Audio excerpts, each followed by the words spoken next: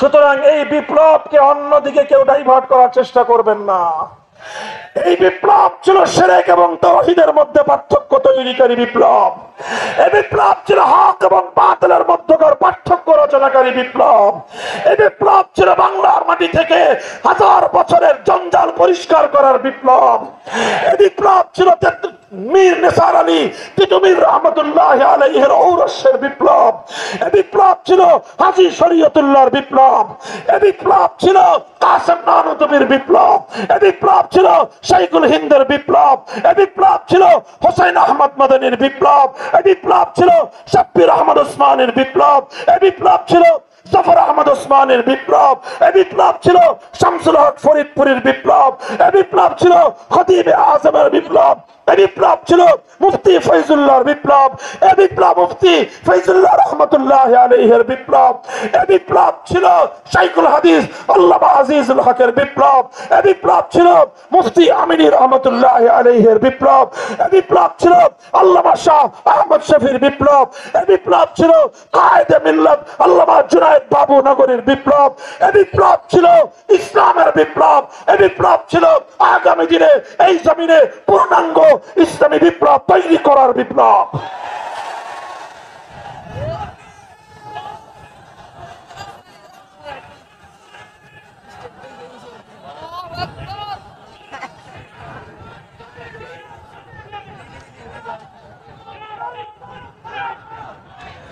বার্তাটা পরিষ্কার বুঝবেন।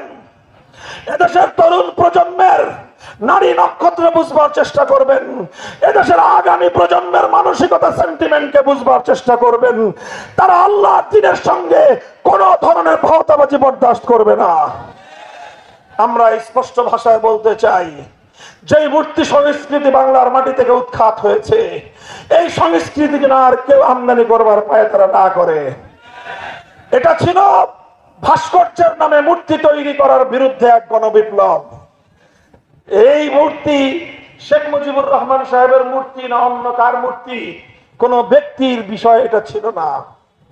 কাজে এটা যদি বঙ্গবন্ধুর মূর্তি হলে যেরকম আমরা এর বিরুদ্ধে, জিয়াউর রহমান সাহেবের মূর্তিও যদি তৈরি করা হয় আমরা সেটারও বিরুদ্ধে।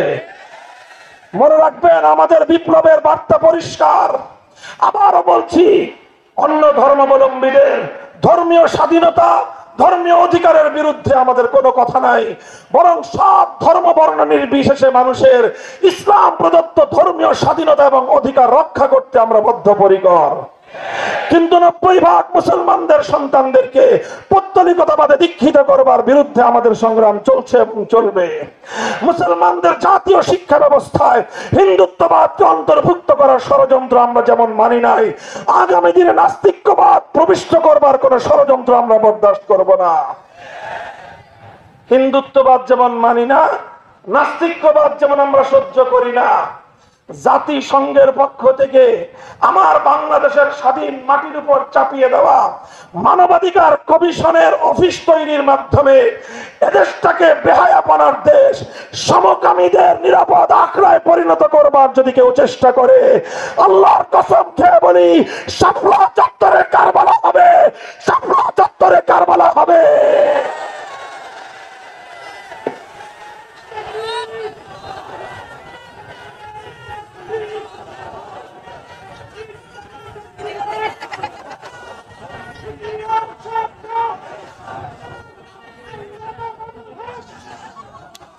প্রস্তুত থাকবেন তো ইনশাআল্লাহ? এদেশের তরুণ যুবকরা ইনশাআল্লাহ তারা যেভাবে জেগে উঠতে শুরু করেছে, ইনশাআল্লাহ ইসলামের চূড়ান্ত বিপ্লব ছাড়া যাত্রা ক্ষান্ত হবে না। চূড়ান্ত বিপ্লব হবে ইসলামের বিপ্লব। সেই বিপ্লবের ঘোষণা হবে লা ইলাহা ইল্লাল্লাহ। সে বিপ্লবের রূপকার হবে মুহাম্মদুর রাসূলুল্লাহ। সে বিপ্লবের ঠিকানা হবে দিল্লি, ওয়াশিংটন, মস্কো আর পিকিং নয়, সে দিল্লির ঠিকানা হবে সোনার মদিনা। এই হাটহাজারীর দামাল ছেলেরা, সেই চূড়ান্ত লড়াই কিন্তু এখনো বাকি আছে। প্রস্তুতি গ্রহণ করো, তৈরি হও, পাড়ায় পাড়ায় মহল্লায় মহল্লায় তাওহীদের দুর্গ গড়ে তোলো। বেইনসাফের বিরুদ্ধে, বৈষম্যের বিরুদ্ধে নিজেদেরকে প্রস্তুত করো।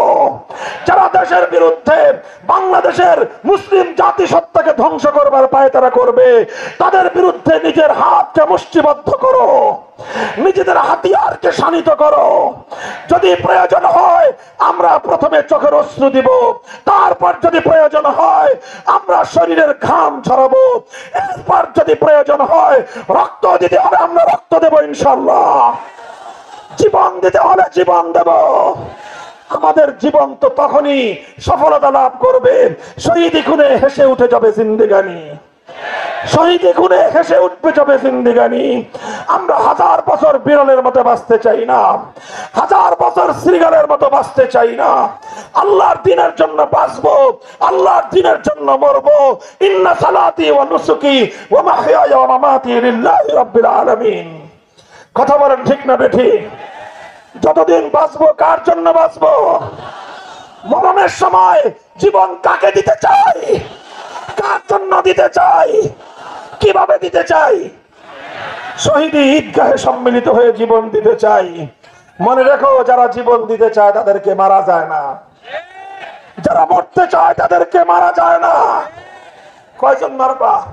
1632 জন মেরেছো, মানুষ মরা শেষ হয় নাই। তোমার সমস্ত গুন্ডা বাহিনী নিয়ে তুমি দেশ ছেড়ে পালিয়ে যেতে বাধ্য হয়েছ, কারণ এদেশের তরুণ প্রজন্ম শপথ করেছিল আমরা মরে যাব কিন্তু আর জুলুমকে সহ্য করব না। ইনশাআল্লাহ এর পরের বিপ্লব হবে, এদেশের তরুণ প্রজন্ম একটা শপথ নিয়ে মাঠে নামবে, বাঁচবো তো ইসলামের জন্য বাঁচবো, মরবো তো ইসলামের জন্যই মরবো। সেদিনই হবে ইনশাআল্লাহ এ বাংলা চূড়ান্ত ইসলামী বিপ্লব সাধিত হবে। প্রস্তুত থাকবেন সেজন্য? জীবন দেওয়ার জন্য প্রস্তুত থাকবেন, রক্ত দেওয়ার জন্য প্রস্তুত থাকবেন। দেশ বিরোধী, ইসলাম বিরোধী যে কোনো ষড়যন্ত্রের মোকাবেলায়, যে কোনো ত্যাগ আর কোরবানি স্বীকার করার জন্য কারা কারা প্রস্তুত থাকবেন?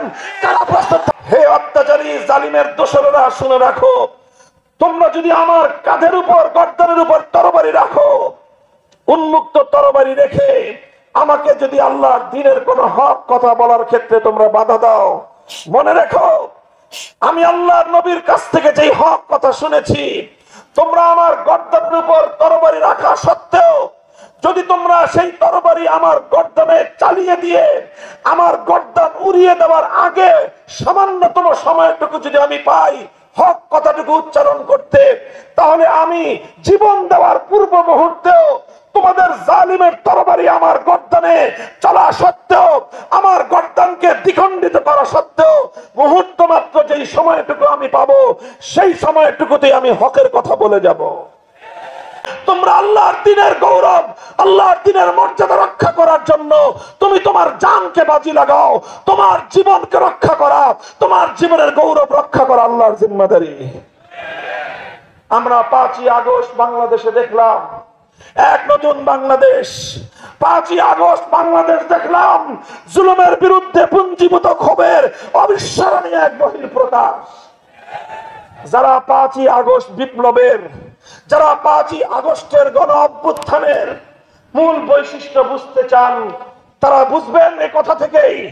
5ই আগস্টের বিপ্লবের একটা আইকন ছিল, বিপ্লবের একটা সিম্পটম ছিল, বিপ্লবের একটা প্রতীক ছিল। সেই প্রতীকটা টেকনাফ থেকে তেতুলিয়ায় অভিন্নভাবে কাউকে বলে দিতে হয় নাই। বাংলার তরুণ সমাজ ঐক্যবদ্ধভাবে সারা বাংলাদেশ থেকে মুসলমানদের জনপদে নির্মিত অবৈধ সকল মূর্তিগুলো ভেঙে গুড়িয়ে দিয়েছে এবং তাদের হৃদয় প্রশান্ত হবে।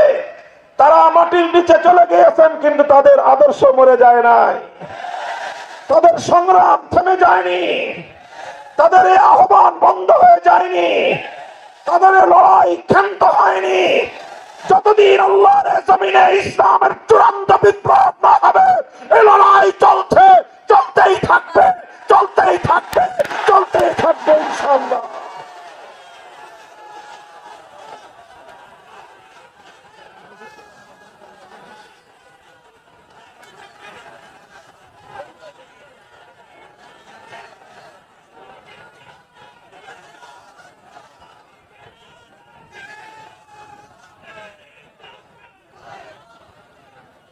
মুহতারাম হাজিরিন, দীর্ঘ আলোচনা করার অবকাশ নেই। কোরআনে পাকের সূরাতুল বাকারার 159 নম্বর আয়াতখানা আমি আপনাদের সম্মুখে তেলাওয়াত করেছি। কেন আমরা এত ভয় ভীতি সত্ত্বেও, এত বাধা বিঘ্ন সত্ত্বেও বারবার সত্যের কথাগুলো অনেক তিক্ত মনে হলেও কিছু মানুষের কাছে আমরা কেন এই কথাগুলো উচ্চারণ করি? কেন এই কথাগুলো আমাদেরকে কোন জিনিস বাধ্য করে? সংক্ষিপ্ত পরিসরে দু একটি কথা বলবো এই বিষয়ের উপর। আল্লাহ বলছেন, ইন্নাল্লাযীনা ইয়াকতুমুনা মা আনজালনা মিনাল বায়্যিনাতি ওয়াল হুদা মিন বাদি মা বায়্যানাহু লিন-নাসি ফিল কিতাব উলাইকা ইয়ালআনুহুমুল্লাহু ওয়া ইয়ালআনুহুমুল লাঈনুন। যারা আল্লাহর পক্ষ থেকে হেদায়েতের আয়াতগুলি নাযিল হওয়ার পর আল্লাহর পক্ষ থেকে মানব জাতির সামনে হেদায়েতের কথা, হক এবং হক্কানিয়তের কথাগুলো নাযিল করে দেওয়ার পরেও, আল্লাহর পক্ষ থেকে সেগুলো বর্ণনা করে দেওয়ার পরেও যে সকল মানুষেরা আল্লাহর সেই দ্বীনে হকের কথাগুলো গোপন করবে, মানুষের কাছে প্রকাশ করবে না, মানুষের কাছে তারা হকের দাওয়াতগুলো তুলে ধরবে না, আল্লাহ তাদের সম্পর্কে অত্যন্ত কঠোর হুঁশিয়ার বাণী উচ্চারণ করেছেন। বলেছেন, উলাইকা ইয়ালআনুহুমুল্লাহ, তাদের উপর আল্লাহর অভিশাপ, ওয়া ইয়ালআনুহুমুল লাঈনুন, শুধু আল্লাহর অভিশাপ নয়, বরং সকল নবী, সকল ফেরেশতা এবং সমস্ত মুমিন বান্দাদের অভিশাপ তাদের উপরে। কাজেই আল্লাহর দ্বীনে হকের যেই কথাগুলো, সত্যের যেই কথাগুলো বলা প্রয়োজন হবে যখন, তখন সেই কথাগুলো বলতেই হবে। সেই কথাগুলো তিক্ত মনে হতে পারে কারো কাছে। আমাদের আরবিতে প্রবাদ সুপ্রসিদ্ধ রয়েছে, কুলিল হাক্কা ওয়ালাউ কানা মুররান, সত্য সবসময় মিষ্টি লাগে না। হকের কথা সবার কাছে ভালো লাগে না। হকের কথায় কারো অ্যালার্জির, চুলকানির উপদ্রব তৈরি হতে পারে। হকের কথায় কারো কানের মধ্যে চুলকানি লাগতে পারে। হকের কথা গিলতে কারো কাছে তিক্ত মনে হতে পারে। কিন্তু চিরন্তন বাণী হলো এই, যদি কারো চুলকানির উপদ্রব হয়, সে তার চুলকানির উপশম করবে। কারো কাছে হকের কথা গিলতে যদি তিক্ত মনে হয়, সে তার রোগের চিকিৎসা করবে। হকের কথা তাদের জন্য স্তব্ধ হয়ে যাবে না। এটাকে স্তব্ধ করে দেওয়া যাবে না। হকের কথাগুলো অবশ্যই বলতে হবে। হক এবং হক্কানিয়তের কথা, দ্বীনে হকের কথা, এই কথার মধ্যে কিছু কথা রয়েছে এমন, যেই কথাগুলো সময়ে সময়ে অনেক বড় বড় শক্তিশালী মানুষের বিপক্ষে যায়, অনেক বড় বড় কর্তৃপক্ষের বিপক্ষে যায়, এমনকি অনেক সময় অনেক শাসক গোষ্ঠীর বিপক্ষে যায়, রাষ্ট্রশক্তির বিপক্ষে যায়। হকের ধর্মই এমন যে হক যখন পথ চলে, তখন ধনী আর গরিবের মধ্যে ভেদাভেদ করে পথ চলে না। হক যখন পথ চলে, শাসক আর শাসিতের মধ্যে ব্যবধান করে চলে না। হক যখন পথ চলে, ধনী আর গরিবের মধ্যে কোনো পার্থক্য করে না। হক যখন পথ চলে, শক্তিশালী আর দুর্বলের মাঝে কোনো পার্থক্য রচনা করে না। হক তার আপন গতিতে চলতে থাকে। কখনো এটা জালেমের কাছে তিক্ত মনে হয়, হক তার আপন গতিতে চলতে থাকে। কখনো ধনীর কাছে এটা অসুন্দর লাগে, হক তার আপন গতিতে চলতে থাকে। কখনো শাসক গোষ্ঠীর কাছে এটা তিক্ত মনে হয়, হক তার আপন গতিতে চলতে থাকে। কখনো জালেমের কাছে এটা অপ্রিয় মনে হয়। যত জালেমের কাছে অপ্রিয় মনে হোক না কেন, শাসক গোষ্ঠীর কাছে যত অপ্রিয় মনে হোক না কেন, ধনীর কাছে এটা যতই তিক্ত মনে হোক না কেন, হকের কথাকে তার আপন গতিতে কিয়ামত পর্যন্ত অব্যাহত রাখা, এটাই হলো হকের ঝান্ডাবাহী উলামায়ে উম্মতের জিম্মাদারি। এটা উলামায়ে কেরামের ফরজে মানসবি, ওয়াজিবুল উলামা। বায়ানুল হাক্কি ইনদা সুলতানিন জাইর, সত্যের কথাগুলো সকল শক্তিশালী বিপক্ষের শক্তিশালী বিপক্ষবাদী শক্তির বিপক্ষে হলেও সত্য কথাগুলো, হকের কথাগুলো, আল্লাহর দ্বীনের কথাগুলোকে স্পষ্ট ভাষায় বলে যাওয়া, এটা হলো উলামায়ে উম্মতের সবচেয়ে বড় ফরজে মানসাবি, সবচেয়ে বড় জিম্মাদারি, সবচেয়ে বড় দায়িত্ব। মিষ্টি সুন্নতের কথা সবাই বলতে পারে, সুন্দর সুন্দর যেখানে কোনো বিরোধের কথা নাই সেই কথাগুলো বলার মাধ্যমেই উলামায়ে উম্মতের জিম্মাদারি সমাপ্ত হয় না, বরং উলামায়ে কেরামকে যেরকম ঐক্যমতপূর্ণ কথাগুলো জাতির সামনে তুলে ধরা তাদের দায়িত্ব, ঠিক তদ্রূপ যেই কথাগুলোর মধ্যে বিরোধ রয়েছে সেই বিরোধপূর্ণ বিষয়গুলোতেও হক এবং হক্কানিয়তের কথা স্পষ্ট ভাষায় মানুষের সামনে তুলে ধরা, এটা হলো উলামায়ে উম্মতের ঐতিহাসিক জিম্মাদারি। এই জিম্মাদারি আদায়ের ক্ষেত্রে আমি আপনাদের কাছে 4টি কথা বলবো পয়েন্ট আকারে। প্রথম কথা হলো হকের কথা বলার ক্ষেত্রে কিছু আদাব রয়েছে।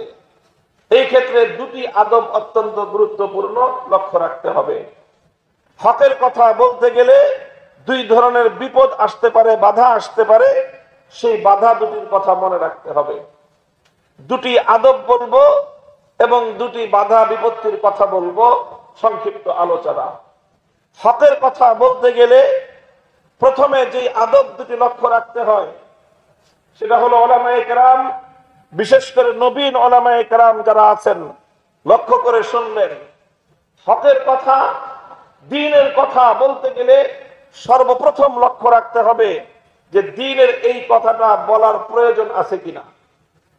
এই কথাটা এই মানুষের সামনে, এই অডিয়েন্সের সামনে, এই শ্রোতা মণ্ডলীর সামনে বলার কোনো প্রয়োজন এই মুহূর্তে আছে কিনা, এটা লক্ষ্য রাখতে হয়।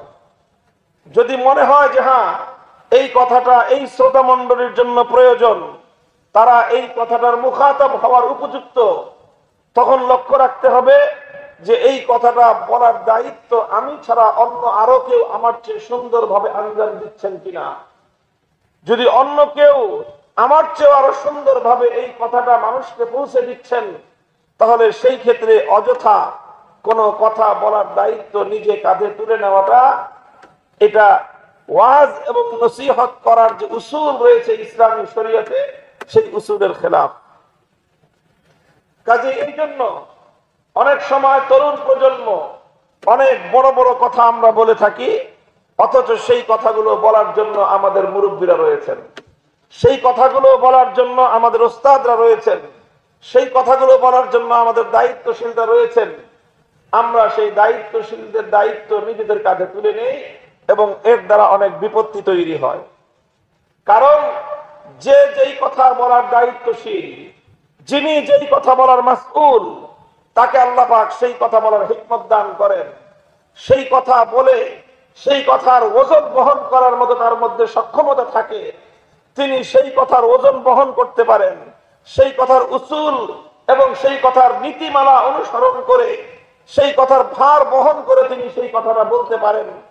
আমরা অনেক সময় অতি উৎসাহী হয়ে, অতি জজবাতি হয়ে যেই কথা বলা আমাকে সাজে না সেই কথা আমরা মানুষের সামনে বলে বসি, এর দ্বারা অনেক সময় অনেক বিপত্তি তৈরি হয়। তরুণ উলামায়ে কেরাম যারা আছেন, নবীন আলেমদের জন্য এটা বিশেষভাবে লক্ষণীয়। শরীয়তের কথা, দাওয়াতের কথা, তাবলীগের কথা, হকের কথা বলার ক্ষেত্রে এটা গুরুত্বপূর্ণ একটা মূলনীতি, এটা আমাদেরকে লক্ষ্য রাখতে হবে। 2 নম্বর মূলনীতি হলো আদাব, হলো হকের কথা বলার ক্ষেত্রে, ন্যায়ের কথা এবং ইনসাফের কথা বলার ক্ষেত্রে, জুলুমের বিরুদ্ধে, শাসকের বিরুদ্ধে কথা বলার ক্ষেত্রে লক্ষ্য রাখতে হবে যে সেই কথা বলার পর যেই পরিবেশ এবং যেই পরিস্থিতি তৈরি হতে পারে সেটার ধকল সামাল দেওয়ার মতো আপনার মধ্যে ইস্তেতার এবং কুদরত আছে কিনা।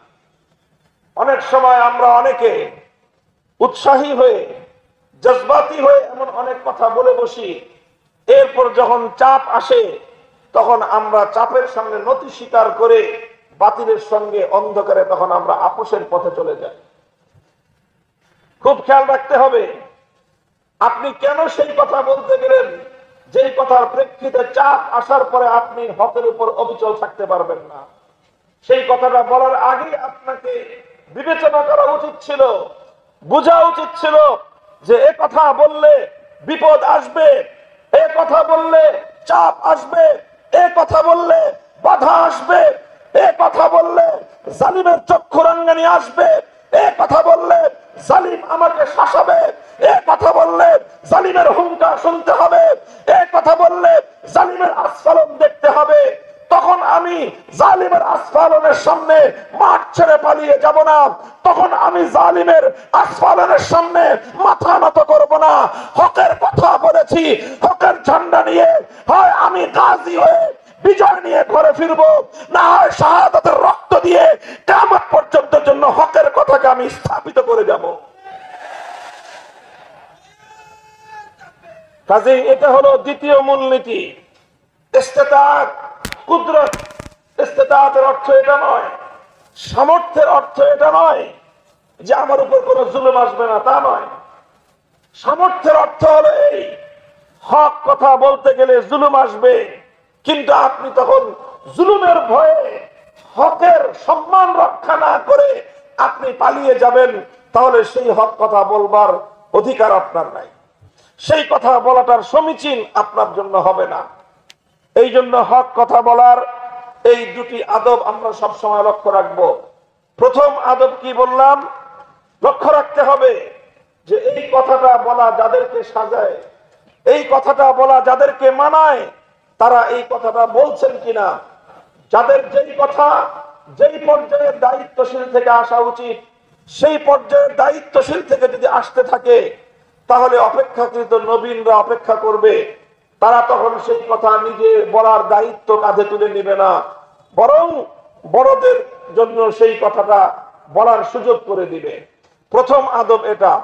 দ্বিতীয় আদব হলো হক কথা বলার ইস্তেতাআত এবং তার সামর্থ্য থাকলে হক কথা বলবে। ইস্তেতাআত এবং সামর্থ্যের অর্থ হলো এই, হক কথা বলতে গেলে যদি কোনো বাধা বিপত্তি আসে, তাহলে সে বাধার ভয়ে, বিপত্তির ভয়ে, হুঙ্কারের ভয়ে, আস্ফালনের ভয়ে সে হক কথার ঝান্ডা ভুলুণ্ঠিত করে পালিয়ে না গিয়ে সে বাতিলের মোকাবেলা করবে, ময়দানে টিকে থাকবে। এই হিম্মত এবং এই সৎ সাহস যদি থাকে, তাহলে ধরে নিব আমরা যে একজন মানুষের মধ্যে হক কথা বলার সামর্থ্য রয়েছে। এই সামর্থ্য যখন আপনার থাকবে, এবার আপনাকে হক কথা বলতে হবে। আপনাকে আল্লাহর নবী ওই হাদিসের আপনাকে সুসংবাদ অর্জন করার জন্য উৎসাহী হয়ে সামনে অগ্রসর হতে হবে। আফজালুল জিহাদ কালিমাতু হাক্কিন ইনদা সুলতানিন জাইর। অত্যাচারী জালিম বাদশার সামনে হক কথা বলা সর্বশ্রেষ্ঠ জিহাদ। এই জিহাদের ফজিলত হাসিল করার জন্য আপনাকে তখন মাথায় পাগড়ি বাঁধতে হবে, আপনাকে তখন বুকে হিম্মত এবং সাহস জমা করতে হবে। মুষ্টিবদ্ধ হাত নিয়ে জালিমের রক্তচক্ষুকে উপেক্ষা করে, জালিমের নাকের ডগায় হাত উত্তোলন করে, শাহাদাতের আঙ্গুলি উত্তোলন করে আপনাকে তখন সেই হকের কথাটা বলে দিতে হবে। এই হকের কথা যখন আপনারা বলতে যাবেন, দুই ধরনের বাধা আসবে। কয় ধরনের বাধা? দুই ধরনের বাধা আসবে। এক নম্বর বাধা হলো মাখাফাতুল লাউমাতিল লাইম। মাখাফাতুল লাউমাতিল লাইম, অনেক তিরস্কারকারীরা তিরস্কার করবে, অনেক বিদ্রুপকারীরা বিদ্রুপ করবে, অনেক ভাবে মানুষ আপনাকে হক কথা বলার কারণে আপনাকে এইভাবে বিদ্রুপ করবে, আপনাকে টিটকারি মারবে, আপনাকে তিরস্কার করবে। আল্লাহর রাসূল সাল্লাল্লাহু আলাইহি ওয়াসাল্লাম আবু যর গিফারি রাদিয়াল্লাহু তাআলা আনহুকে এই ক্ষেত্রেই বলেছিলেন, ওয়ালা তাখাফ ফিল্লাহি লাউমাতা লাইম। সত্যের কথাটা বলে যাবে, হকের কথাটা বলে যাবে, কোন তিরস্কারকারীর তিরস্কারে তুমি ভয় পাবে না, কোন বিদ্রুপকারী বিদ্রুপকে তুমি পরোয়া করবে না, বরং আল্লাহর জন্য, আল্লাহর দ্বীনের জন্য যে হক কথাটা বলা প্রয়োজন, সেই হক কথাটা তুমি বলে যাবে।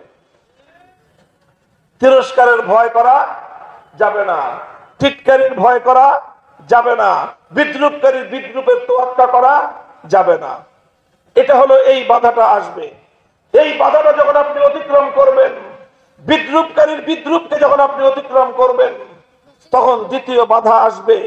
রাসূল আকরাম সাল্লাল্লাহু আলাইহি ওয়াসাল্লাম সেই বাধা অতিক্রম করার জন্য তার প্রিয় সাহাবী হযরত আবু সাঈদ খুদরি রাদিয়াল্লাহু আনহুকে নির্দেশ দিয়েছেন, লা ইয়ামনাআন্না আহাদান লা ইয়ামনাআন্না আহাদাকুম রাহবাতুন নাস লা ইয়ামনাআন্না আহাদাকুম রাহবাতুন নাস আন ইয়াকুলুল হক্ক ইযা রাআহু আও শাহিদা। তোমাদের কাউকে, কোন সাহাবীকে, কোন ঈমানদারকে, আল্লাহর নবীর সত্যিকার কোন অনুসারীকে যেন কোন হক কথা বলার ক্ষেত্রে কোন মানুষের ভয়, কোন মানুষের আতঙ্ক যেন বাধা হয়ে না দাঁড়ায়, বরং সব মানুষের ভয় ভীতিকে উপেক্ষা করে জালিমের সামনে, অত্যাচারীর সামনে, অন্যায়কারীর সামনে, প্রভাবশালীর সামনে যে হক কথাটা বলা প্রয়োজন, সেই হক কথাটা তুমি অকপটে বলে যাবে। হযরত আবু যর গিফারী রাদিয়াল্লাহু আনহু এই জন্যই এক হাদিসের মধ্যে তিনি ইরশাদ করেছেন, লাউ ওয়াযাতুমুস সামসামাতা আলা হাযিহি লাউ ওয়াযাতুমুস সামসামাতা আলা হাযিহি সুম্মা ইন্নী যানানতু আন্নী উনফিযু কালিমাতান সামি'তুহা মিন রাসূলিল্লাহি সাল্লাল্লাহু আলাইহি ওয়াসাল্লাম ক্বাবলা আন তুনজিজু আলাইয়া লা আনফাসতুহা। হে অত্যাচারী জালিমের দোসরেরা, শুনে রাখো, তোমরা যদি আমার কাঁধের উপর, গর্দনের উপর তরবারি রাখো, উন্মুক্ত তরবারি রেখে আমাকে যদি আল্লাহর দ্বীনের কোন হক কথা বলার ক্ষেত্রে তোমরা বাধা দাও, মনে রেখো আমি আল্লাহর নবীর কাছ থেকে যেই হক কথা শুনেছি, তোমরা আমার গর্দনের উপর তরবারি রাখা সত্ত্বেও যদি তোমরা সেই তরবারি আমার গর্দনে চালিয়ে দিয়ে আমার গর্দন উড়িয়ে দেওয়ার আগে সামান্যতম সময়টুকু যদি আমি পাই হক কথাটুকু উচ্চারণ করতে, তাহলে আমি জীবন দেওয়ার পূর্ব মুহূর্তেও তোমাদের জালিমের তরবারি আমার গর্দনে চলা সত্ত্বেও, আমার গর্দনকে দ্বিখণ্ডিত করা সত্ত্বেও মুহূর্ত মাত্র যেই সময়টুকু আমি পাবো, সেই সময়টুকুতেই আমি হকের কথা বলে যাব। মুহতারাম হাজিরিন, এই হলো হকের পথের বাধা। মাখাফাতু লাউমাতিল লাইম, কোন তিরস্কারের পরোয়া করা যাবে না, কোন জুলুমের ভয় পাওয়া যাবে না। এই দুটি বাধাকে অতিক্রম করে হকের কিছু কথা জাতির সামনে বলে যেতে হবে। আগামী প্রজন্মের যে সকল উলামায়ে কেরাম, তরুণ এবং নবীন প্রজন্মের যে সকল উলামায়ে কেরাম, তাদের হিম্মত আফজাইয়ের জন্য বলতে চাই, তাদেরকে উৎসাহ আর অনুপ্রেরণা দেওয়ার জন্য বলতে চাই, তাদেরকে সাহস যোগানোর জন্য বলতে চাই, আজও যদি তোমরা মানুষের তিরস্কারের পরোয়া না করে আল্লাহর ভয়কে একমাত্র বক্ষে ধারণ করে সমস্ত জালিম শাহীর ভয়কে তুমি ডুবায়ে ধরে হক কথা যদি তুমি বলে যেতে পারো, ইনশাআল্লাহ আজ না হয় কাল হকের ঝান্ডা সমুন্নত হবে, বাতিল তোমার পায়ের নিচে পিষ্ট হবে ইনশাআল্লাহ।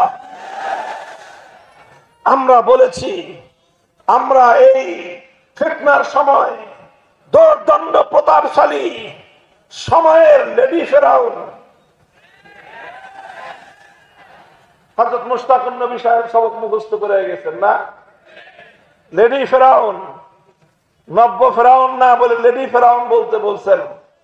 আমি তো বলি শুধু লেডি ফেরাউন না, একটা নমরুদ, একটা ফেরাউন, আরেকটা কারুন, আরেকটা আব্দুল্লাহ ইবনে উবাই রাইসুল মুনাফিকিন, চারটাকে এক গ্লাসে গোলালে একটা শেখ হাসিনা হয়। চারজন, আবার শুনেন নামগুলো মনে রাখেন, যদি প্রমাণ আর ব্যাখ্যা জানতে চান ভিন্ন আলোচনায় ব্যাখ্যা করব। একটা নমরুদ, একটা ফেরাউন, আরেকটা কারুন, আরেকটা রাইসুল মুনাফিক, মুনাফিক সর্দার আব্দুল্লাহ ইবনে উবাই ইবনে সালুল। এই চারজনকে এক গ্লাসে গোলাইলে তাহলে একটা কি হয়? একটা লেডি ফেরাউন তৈরি হয়। এই লেডি ফেরাউন, তার সাথে আমাদের একটাই প্রসঙ্গ দাঁড়িয়েছিল, বড় কোনো প্রসঙ্গ না। সে ধোকার আশ্রয় নিয়ে, ভাওতাবাজির আশ্রয় নিয়ে কিছু দরবারি মোল্লা মৌলবীদের দিন বিকিয়ে দেওয়া, স্বার্থের অন্ধকারে গোড়া চলাই পথে চলা, তাদের কিছু বক্তব্যকে পুঁজি করে আল্লাহর এই জমিন থেকে, একত্ববাদের এই জমিন থেকে যেই জমিনে শাহজালাল মুজাররদ ইয়ামানি আল্লাহু আকবার আওয়াজ তুলবার পর শিরক এবং পুত্তলকাতাবাদীর ধ্বজাধারী গৌর গোবিন্দ পালিয়ে যেতে বাধ্য হয়েছিল, সেই জমিনে শত শত বছর পর আবার এই লেডি ফেরাউন আল্লাহর জমিনে তাওহীদের জায়গায় শিরকের ঝান্ডা সমুন্নত করতে চেয়েছিল, তাওহীদের ভূমিতে শিরকের আখড়া করতে চেয়েছিল। একত্ববাদের এই জমিতে সে শিরকের আখড়া, শিরকের মূল পুঁজি, শিরকের মূল উৎসব মূর্তির নগরে, মূর্তির দেশে পরিণত করতে চেয়েছিল। আমার বাংলাদেশ, যেই বাংলাদেশের রাজধানী হলো ঢাকা, যেই ঢাকার একটাই বৈশিষ্ট্য, পৃথিবীতে একমাত্র নগর যেই নগরের উপাধি হলো মসজিদের নগর। পৃথিবীতে একমাত্র দেশ বাংলাদেশ, যে দেশের রাজধানীর উপাধি হলো মসজিদের নগর। অনেক শহরে অনেক মসজিদ আছে, অনেক বড় বড় মসজিদ আছে। এমনকি পবিত্র বাইতুল্লাহর নগর মক্কাকে বাইতুল্লাহর শহর বলা হয়, পবিত্র মদিনা শরীফকে নবীজির শহর বলা হয়, মসজিদের শহর বলা হয় পৃথিবীতে একটা মাত্র শহরকে, সেই শহরের নাম ঢাকার শহর। খুঁজে দেখেন, শত বছরের ইতিহাসের পাতায় পাতায় সাহিত্যিকরা লিখে গেছেন, কবিরা কবিতা গেয়ে গেছেন। এভাবেই বাংলাদেশের রাজধানী ঢাকার শত শত বছরের ঐতিহ্য দাঁড়িয়েছে। এই ঢাকা হলো মসজিদের শহর, এই ঢাকা হলো মসজিদের নগর। এই শহরটার বৈশিষ্ট্য, এই শহরটার শত বছরের ঐতিহ্যকে ধ্বংস করে এটাকে মসজিদের শহর থেকে পরিবর্তন করে মূর্তির শহর বানানোর পায় তারা করেছিল। মুহতারাম হাজিরিন, লড়াইটা ছিল অনেক কঠিন এক লড়াই। লড়াই ছিল সংস্কৃতির লড়াই, লড়াই ছিল কালচারাল লড়াই, আর লড়াই ছিল তাওহীদ এবং শিরকের লড়াই। এই লড়াইয়ে শেখ হাসিনা অবতীর্ণ হয়েছিল এমন একটা সময় যখন সে তার দৌর্দণ্ডপ্ত প্রতাপের চূড়ায়, সর্বোচ্চ চূড়ায় সে অবস্থান করছিল, যখন দেশের উপর তার আধিপত্য, তার নিয়ন্ত্রণ, গোটা দেশের উপর তার ক্ষমতা নিরঙ্কুশ ভাবে প্রতিষ্ঠিত হয়েছিল। সেই চূড়ান্ত লগনে তার শক্তিমত্তা, দেশের উপর তার নিয়ন্ত্রণের চূড়ান্ত সময়ে সে চেয়েছিল মসজিদের নগরকে মূর্তির নগরে পরিণত করতে। বাংলাদেশের সবচেয়ে বড় মেগা প্রকল্প স্বাধীনতা উত্তর বাংলাদেশের 53 বছরে সবচেয়ে বড় রাষ্ট্রীয় যে প্রকল্প তৈরি হয়েছে পদ্মা সেতু প্রকল্প।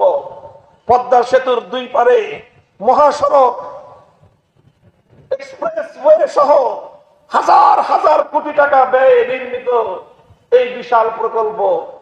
তখন তো আমরা এমন ভাবে শুনতাম, তিনি শুধু বলতেন যে আমি পদ্মা সেতু বানিয়ে দিয়েছি, আমি এই সেতুর রাস্তা তৈরি করে দিয়েছি, আমি এই সেতুর মধ্যে দিয়ে রেল লাইন তৈরি করে দিয়েছি। মাঝে মাঝে আমার মনে হয় সে তার বাবার মিরাসি সম্পত্তি থেকে মনে হয় এগুলি বানায় দিছে। এটাই মনে হয়তো তার কথার ভাব হবে। তার বাপদাদার তালুক বিক্রি করে দেশের জনগণের জন্য মনে হয় সেতু নির্মাণ করে দিয়েছে। পরে খবর নিয়ে দেখলাম যে না, বাপদাদার সম্পত্তি বিক্রি করে সেতু বানায় নাই, বরং সেতু বিক্রি করে কিছু টাকা দিয়ে সেতু বানিয়েছে, বাকি টাকা নিজের আখের গোছানোর জন্য বিদেশে পাচার করেছে। যাই হোক, সেই দুর্নীতি নিয়ে আলোচনা করা আমার আজকের আলোচ্য বিষয় নয়। সবচেয়ে বড় মেগা প্রজেক্টের মাথার মধ্যে যেখান থেকে এই প্রকল্প সূচনা হয়েছে, ঢাকার ধোলাইপাড়, সেই মোড়ে বিশাল করে এক বেদি বানালো। বিশাল বেদি, বাংলাদেশের কোন মন্দিরে এত বড় বেদি নাই, ভারতে আছে কিনা আমার জানা নাই, মনে হয় নাই। এত বড় এক বিশাল বেদি তৈরি করা হলো। সেই বেদির মধ্যে একটা মূর্তি নির্মাণ করার আয়োজন চললো, যেই মূর্তি দেশের ভিতরে তৈরি করা যায় না, বিদেশ থেকে অর্ডার দিয়ে এক বিশাল দৈত্যের আকারের এক মূর্তি বানায় আনার প্রকল্প চললো। মূর্তিটা হলো তার বাবার, একজন মরহুম মানুষের দৈত্যের আকারে মূর্তি বানায় এনে সেই বেদিতে বসাবে। এই আয়োজন যখন চললো, ঢাকার শহরের প্রথমে আঞ্চলিক ওলামায়ে কেরাম এর প্রতিবাদ করলেন যে ঢাকার শহরে চারিদিকে মসজিদ, প্রতিদিন সন্ধ্যাবেলায় প্রতি 5 ওয়াক্তের সময় মসজিদগুলো থেকে আজানের ধ্বনিতে আকাশ মুখরিত হয়। মধ্যখানে বিশাল এক মূর্তির দেবীতে বসে থাকবে বেদিতে। এটা এই ঢাকার শহর এবং এই শহরের 1000 বছরের ঐতিহ্যকে ধ্বংস করে দিবে। বাংলাদেশের সর্ববৃহৎ মেগা প্রকল্প এটাকে শিরকি সাংস্কৃতিক প্রতীক হিসেবে বিশ্ব দরবারে বাংলাদেশকে মূর্তির রাষ্ট্র হিসেবে চিহ্নিত করবে। কাজেই এটার প্রতিবাদ প্রথমে করা হলো স্বাভাবিকভাবে। ছোট মানুষরা, সাধারণ মানুষরা যখন প্রতিবাদ শুরু করলো, কিছুদিন পর তাদের উপর এমন চাপ প্রয়োগ করা হলো, সাধারণ মসজিদের ইমাম মুসল্লিরা শুরু করেছিলেন এই ধরনের প্রতিবাদ। চাপের ঠেলায় কেউ আর এলাকায় থাকতে পারে না। মসজিদের ইমাম সাহেবরা মসজিদে নামাজ পড়াতে পারে না। রাত দিন তাদেরকে দৌড়ায় বেড়াতে হয়, এখান থেকে ওখানে ফেরারি জীবন যাপন করতে হলো। তখন বিষয়টা স্থানীয় পর্যায় থেকে জাতীয় পর্যায়ে আসলো। আমরা বললাম, এই পবিত্র মুসলমানদের মাটিতে, এ দেশে ৯৭% মুসলমানদের কৃষ্টি কালচার, তাদের ঐতিহ্যের উপর আঘাতকারী কোন মূর্তি সংস্কৃতি বাস্তবায়ন হতে দেওয়া হবে না। আমরা ঘোষণা দিলাম। আমাদের এই ঘোষণায় তিনি বেজায় ক্ষিপ্ত হলেন, রাগান্বিত হলেন, ক্ষুব্ধ হলেন। কিছু দরবারি মোল্লা তৈরি করলেন, যারা মূর্তি আর ভাস্কর্যের মধ্যে পার্থক্য তৈরি করার চেষ্টা করলো, যারা তিমসাল এবং সূরতের মধ্যে পার্থক্য তৈরি করার মাধ্যমে আল্লাহর কোরআনের বিকৃত ব্যাখ্যা দিয়ে 1400 বছরের 4 মাযহাবের সমস্ত মুফাসসিরিন, সমস্ত ফুকাহায়ে কেরামের মতামতকে উপেক্ষা করে মন গড়া বিকৃত ব্যাখ্যার মাধ্যমে শেখ হাসিনার স্বৈরাচারী মূর্তি পূজার সংস্কৃতিকে বৈধতা দেওয়ার চেষ্টা করলেন। আমি উলামায়ে কেরামকে বলবো, ওই সময়ে কারা কারা এই কাজগুলো করেছিল, সেই সকল চিহ্নিত কোরআন বিকৃতিকারীদেরকে জাতির সামনে নতুন করে পরিচয় করিয়ে দেওয়া দরকার। এটা ভয়ঙ্কর বিষয়। একজন স্বৈরাচারীকে খুশি করতে গিয়ে, একজন মূর্তি স্থাপনকারীর মন জোগাতে গিয়ে আল্লাহর কোরআনকে তারা বিকৃত করেছিল। একজন স্বৈরাচারীর মনতুষ্টির জন্য ইসলামের 1400 বছরের অবিকৃত বিধানের মধ্যে তারা বিকৃতি সাধন করেছিল। এই অপরাধীদের কোনো ক্ষমা নাই, এদের ক্ষমা হতে পারে না। এদেরকে ক্ষমা করলে কিয়ামত পর্যন্ত আল্লাহর দ্বীন হেফাজত করা যাবে না।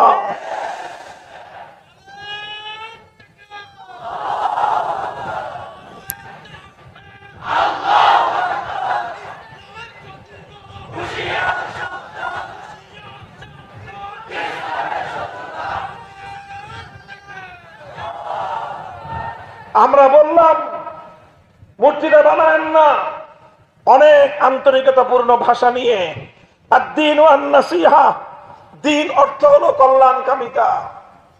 লিল্লাহি ওয়া লিরাসূলিহি ওয়া লিআইম্মাতিল মুসলিমিন, মুসলমানদের শাসকদের কল্যাণকামিতা, এটাই হলো দ্বীন। আমরা কল্যাণকামিতার ভাষায় বললাম, একজন মানুষ মারা গেছেন, তার জীবন এবং কর্ম নিয়ে বিতর্ক থাকতে পারে। কারো কাছে তিনি মহান ব্যক্তি হতে পারেন, কারো কাছে তিনি অনেক বড় অন্যায়কারী হতে পারেন। যিনি চলে গেছেন তাকে নিয়ে নতুন করে বিতর্কে আমরা জড়াতে চাই না।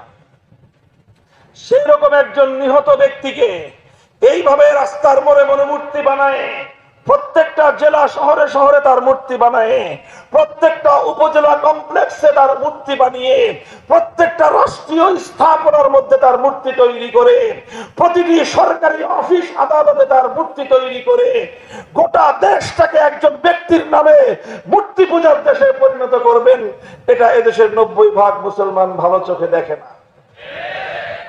এই কথা আমি কেন বললাম?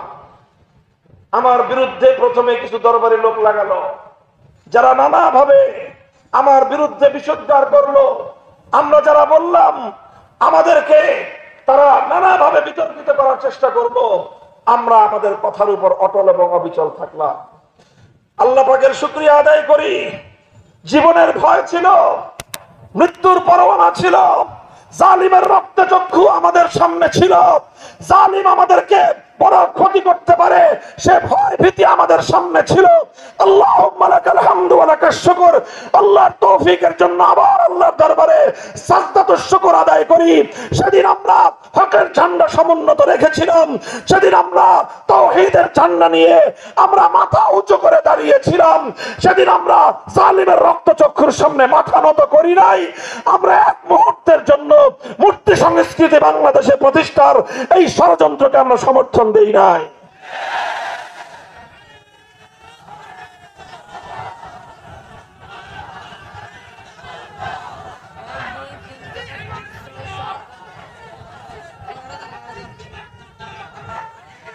এরপর তিনি কি করলেন? এরপর গোটা রাষ্ট্রযন্ত্রকে নিয়ে, তার গোটা স্বৈরাচারী বাহিনীকে নিয়ে, তার হেলমেট লীগ, হাতুড়ি লীগকে নিয়ে, তার যুবলীগ, ছাত্রলীগকে নিয়ে, তার গোটা সমস্ত সাঙ্গপাঙ্গদেরকে তিনি আমার বিরুদ্ধে লেলিয়ে দিলেন। তিনি জাতীয় সংসদে দাঁড়িয়ে আমার বিরুদ্ধে বিষোদ্গার করলেন। তার সকল সংস্থা, সকল গোয়েন্দা সংস্থাগুলোকে আমার বিরুদ্ধে লেলিয়ে দিলেন। আমি একজন ছোট্ট মানুষ, আমার পুঁজি ছিল একটাই, হকের কথা বলেছি। গর্দান যেতে পারে, কল্লা কাটতে পারো, কল্লার উপর থেকে পাগড়ি খুলতে পারবা না।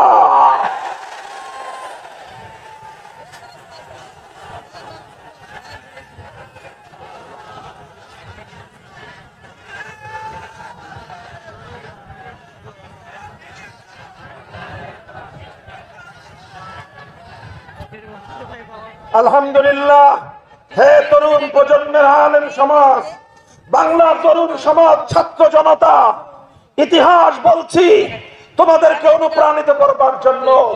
1000 বছরের আগের ইতিহাস বললে তোমরা মনে করবে সেগুলো ওই যুগে সম্ভব ছিল, এই যুগে সম্ভব নয়। আজ আমরা আমাদের এই যুগের ইতিহাস পর্যালোচনা করছি যেন আগামী দিনে আমার তরুণ প্রজন্ম, নবীন প্রজন্ম, ছাত্র জনতা, নবীন আলেম ওলামা, তারা যেন এভাবেই আগামী দিনে হকের ঝান্ডা নিয়ে সামনে চলবার অনুপ্রেরণা হাসিল করতে পারে। আমরা যখন এভাবে মাথা নত করলাম না, অনেকে মাথা নত করলেন, তারা নিরাপত্তার রাস্তায় চললেন। আমরা নিজেদের জীবনের নিরাপত্তার চেয়েও আল্লাহর দ্বীনের গৌরবকে প্রাধান্য দিলাম। আমরা নিজেদের জীবনের নিরাপত্তার চেয়ে আল্লাহর দ্বীনের সম্মানকে প্রাধান্য দিলাম। আমরা মনে করলাম আমরা যদি এক ব্যক্তি যদি আমাদের জীবন বিপন্ন হয়, আমার জীবনের বিনিময়ে যদি আল্লাহর দ্বীনের গৌরব সংরক্ষিত হয়, তাহলে শুধু আমি একা নয়, আমার মতো হাজার লক্ষ যুবকের রক্তের বিনিময়ে আল্লাহর দ্বীন যদি গৌরবান্বিত হয়, তাহলে আমার জীবন সার্থক হয়ে যাবে।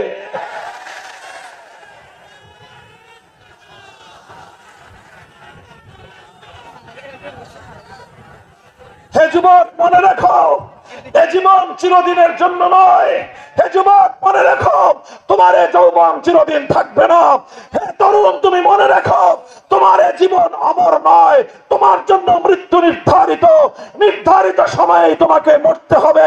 তুমি সিদ্ধান্ত গ্রহণ করো, মৃত্যুর সময়ে ভীরু কাপুরুষের মতো জালিমের সামনে মাথা নত করে মরবে, না বীর পুরুষের মতো আল্লাহর দ্বীনের ঝান্ডা সমুন্নত করে শাহাদাতের মৃত্যুকে আলিঙ্গন করবে। যদি তুমি শাহাদাতের মৃত্যুর জন্য নিজেকে প্রস্তুত করতে পারো, তুমি যদি আল্লাহর দ্বীনের গৌরব রক্ষা করার জন্য মৃত্যুকে আলিঙ্গন করতে প্রস্তুত থাকো, শুধু মৃত্যু নয়, সমস্ত জালিম তোমাকে দেখে পালিয়ে যেতে বাধ্য হবে ইনশাআল্লাহ। আজ বাংলাদেশ তার জ্বলন্ত সাক্ষী। আমরা বললাম কথা, এরপর তিনি রুষ্ট হলেন, ক্ষুব্ধ হলেন, আমাদেরকে বন্দী করলেন। দিনের পর দিন, মাসের পর মাস, বছর পেরিয়ে বছর গড়ায়, আমাদের মুক্তির কোনো ব্যবস্থা হয় না, মুক্তির কোনো ব্যবস্থা হয় না। মনে করলেন এভাবেই বছরের পর বছর অন্ধকার জিন্দানখানায় বন্দী করে রাখলেই বুঝি হকের ঝান্ডা চিরদিনের জন্য অবনমিত হয়ে যাবে। মনে করলেন এভাবে বছরের পর বছর জালিমের জিন্দানখানায় বন্দী করে রাখলেই বুঝি তাওহীদ পরাজিত হয়ে যাবে, শিরকি সংস্কৃতির বুঝি বিজয় ঘটবে। কিন্তু আমার আল্লাহ পাক রব্বুল আলামিন তো ফয়সালা করে রেখেছেন আরেকটা। আমার আল্লাহর সিদ্ধান্ত হলো, মুমিন যখন কদম উঠাবে সাহায্য করবেন আল্লাহ। ইন তানসুরুল্লাহ ইয়ানসুরকুম ওয়া ইউসাব্বিত আকদামাকুম। ইন তানসুরুল্লাহ ইয়ানসুরকুম ওয়া ইউসাব্বিত আকদামাকুম। তোমরা আল্লাহর দ্বীনের গৌরব, আল্লাহর দ্বীনের মর্যাদা রক্ষা করার জন্য তুমি তোমার জানকে বাজি লাগাও। তোমার জীবনকে রক্ষা করা, তোমার জীবনের গৌরব রক্ষা করা আল্লাহর জিম্মাদারি। আমরা 5ই আগস্ট বাংলাদেশে দেখলাম এক নতুন বাংলাদেশ। 5ই আগস্ট বাংলাদেশ দেখলাম জুলুমের বিরুদ্ধে পুঞ্জীভূত ক্ষোভের অবিস্মরণীয় এক বহিঃপ্রকাশ। যারা 5ই আগস্ট বিপ্লবের, যারা 5ই আগস্টের গণ অভ্যুত্থানের মূল বৈশিষ্ট্য বুঝতে চান, তারা বুঝবেন এই কথা থেকেই। 5ই আগস্টের বিপ্লবের একটা আইকন ছিল, বিপ্লবের একটা সিম্পটম ছিল, বিপ্লবের একটা প্রতীক ছিল। সেই প্রতীকটা টেকনাফ থেকে তেতুলিয়ায় অভিন্নভাবে কাউকে বলে দিতে হয় নাই। বাংলার তরুণ সমাজ ঐক্যবদ্ধভাবে সারা বাংলাদেশ থেকে মুসলমানদের জনপদে নির্মিত অবৈধ সকল মূর্তিগুলো ভেঙে গুড়িয়ে দিয়েছে। বিস্ময়কর এক বিষয়, এভাবে মুসলমানদের জনপদে নির্মিত অবৈধ মূর্তিগুলো ভেঙেছে, কিন্তু কোন সংখ্যালঘু হিন্দুদের মন্দিরের একটা মূর্তির একটা পায়ের নখও ভাঙে নাই। কি চমৎকার ভারসাম্যপূর্ণ ছিল এই বিপ্লব, কি চমৎকার ভারসাম্যপূর্ণ ছিল এই বিপ্লব, কি চমৎকার ছিল তাওহীদের বিপ্লব, কি চমৎকার ছিল শিরকের বিরুদ্ধে মুসলমানদের অবিস্মরণীয় এই জাগরণ। টেকনাফ থেকে তেতুলিয়ায় বিপ্লবকামীদের এই অভূতপূর্ব ঐক্য 1000 বছর পর্যন্ত বাংলাদেশের জাতীয় গৌরবের ইতিহাসে সোনার অক্ষরে লিখে রাখতে হবে।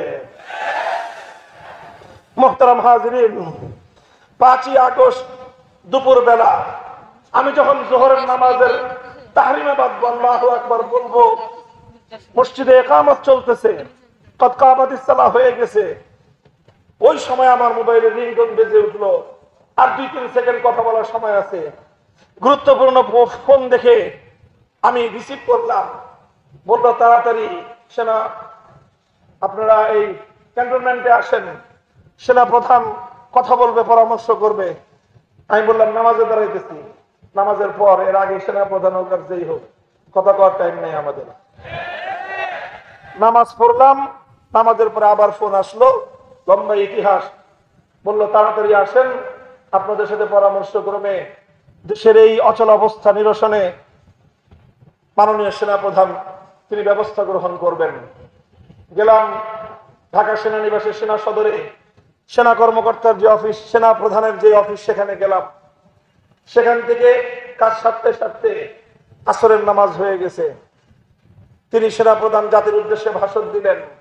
স্বৈরাচারী সেই জালিম ফ্যাসিবাদ পদত্যাগ করেছেন এবং দেশ একটি সুন্দর ভবিষ্যতের দিকে অগ্রসর হবে।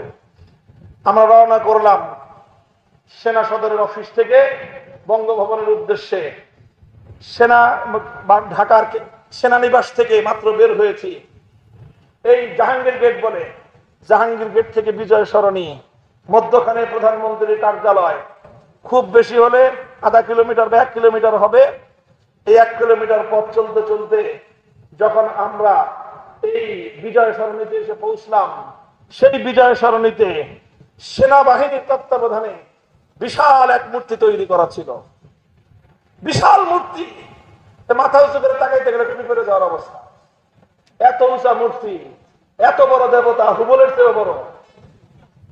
এই মূর্তি এত শক্তিশালী, মজবুত ভাবে বানিয়েছে, কিন্তু কোত্থেকে যেন মুসলমানদের সৈনিক দল এসে ওখানে হাজির।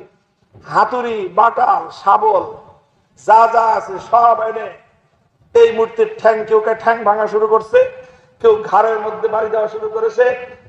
ঘাড়ের মধ্যে আবার গলার মধ্যে দেখি একদল এসে রশি বাঁধছে। আশ্চর্যান্বিত হয়ে গেলাম যে সেনা প্রধানের অফিস থেকে বের হয়ে 2 কিলোমিটার রাস্তা, আমরা এই বিজয় সরণি পর্যন্ত এসে পৌঁছতে পারলাম না। এই সকল মানুষগুলো কোত্থেকে আসলো? মনে হয় যে আল্লাহর পক্ষ থেকে, আসমান থেকে ফেরেশতা নাযিল হয়ে আসছে। ফেরেশতা ছিল না, কিন্তু এদের কার্যকলাপটা ফেরেশতার মতোই ছিল। এরা ওই কাজই করেছে যেই কাজ আল্লাহর ফেরেশতারা এসে করে। এইভাবে ভাঙতেছে মূর্তি। কিছুক্ষণ পরে দেখলাম ইয়া মোটা রশি নিয়ে আসছে, চিকন রশি দিয়ে গলায় পেঁচায় বানায় না। এটা এত বড় দেবতা, এই দেবতার গলায় পাতলা রশি মানায় না, ইয়া মোটা রশি বানায় নিয়ে আসছে। এটার ভিতরে যে রড, এত মোটা মোটা রড, 10 তলা 20 তলা হাই, মানে হাই রাইজ বিল্ডিং গুলো যে বানায়, সেই রড দিয়ে তৈরি করা হয়েছে এই বিশাল দেবতাকে। সেই দেবতার রড ভাঙ্গার জন্য, পায়ের রক কাটার জন্য এরকম ভাবে এই হাতুড়ি পাটাল দিয়ে তো হয় না, পরে কোত্থেকে যেন এরা হ্যাকসো ব্লেড নিয়ে আসছে। হ্যাকসো ব্লেড দিয়ে কাটতে কাটতে কাটতে কাটতে সন্ধ্যা পর্যন্ত করাইছে। তারপরে বিশাল এই হুবলের মূর্তি এটা ভূপাতিত করে আল্লাহু আকবরের স্লোগানে গোটা ঢাকার জমিন প্রকম্পিত হয়ে গিয়েছে। এইভাবে মাগরিবের আগেই সারা বাংলাদেশের টেকনাফ থেকে তেতুলিয়া পর্যন্ত মুসলিম জনপদ জাতীয় সম্পদে নির্মিত অবৈধ এই মূর্তিগুলোকে অপসারণ করে এদেশের মানুষ 5ই আগস্টের বিপ্লবের বার্তা পৌঁছে দিয়েছে। এই বিপ্লব হলো তাওহীদের বিপ্লব। এই বিপ্লব ছিল আল্লাহু আকবরের বিপ্লব। এই বিপ্লব হয়েছিল রাজপথে, স্লোগানে স্লোগানে, উত্তাল রাজপথে। আজানের ওয়াক্ত হলে আল্লাহু আকবরের আজানের ধ্বনি দিয়ে স্কুল কলেজ ইউনিভার্সিটি মাদ্রাসার ছাত্ররা সকল ভেদাভেদ ভুলে গিয়ে একজন ইমাম, শত শত হাজার হাজার ছাত্ররা পিচ ঢালা পথকে জায়নামাজ বানিয়ে সেজদায় লুটিয়ে পড়ে ফরিয়াদের হাত উত্তোলন করে আল্লাহর দরবারে সাহায্য চাওয়ার পর আল্লাহর পক্ষ থেকে আগত সাহায্যের মাধ্যমে অর্জিত হওয়া বিপ্লব।